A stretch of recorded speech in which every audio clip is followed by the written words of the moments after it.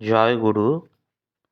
পরমপিতার রাতুল চরণে জানাই আমার সহস্র কোটি প্রণাম এবং আমার শ্রদ্ধেয় গুরু ভাই, দাদা ও মায়েদের জানাই প্রাণন্দিত জয় গুরু।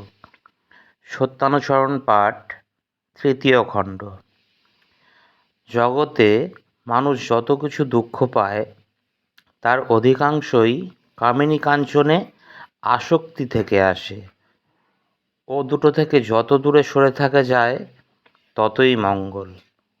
ভগবান শ্রী শ্রী রামকৃষ্ণদেব সবাইকে বিশেষ করে বলেছেন, কামিনী কাঞ্চন থেকে তফাৎ তফাৎ খুব তফাৎ থাক। কামিনী থেকে কাম বাদ দিলেই ইনি মা হয়ে পড়েন। বিষ অমৃত হয়ে গেল। আর মাই কামিনী নয় গো।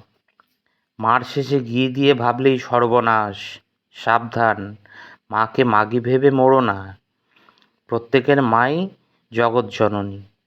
প্রত্যেক মেয়েই নিজের মায়ের বিভিন্ন রূপ, এমনতর ভাবতে হয়। মাতৃভাব হৃদয়ে প্রতিষ্ঠিত না হলে স্ত্রীলোককে ছুতে নেই। যত দূরে থাকা যায় ততই ভালো। এমনকি মুখ দর্শন না করা আরও ভালো। আমরা কাম ক্রোধাদি গেল না বলে চিৎকার পারলে কখনোই তারা যায় না। এমন কর্ম, এমন চিন্তা অভ্যাস করে নিতে হয় যাতে কাম ক্রোধাদির গন্ধও নেই, মন যাতে ওসব ভুলে যায়।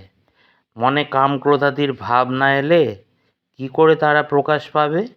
উপায় উচ্চতর উদারভাবে নিমজ্জিত থাকা।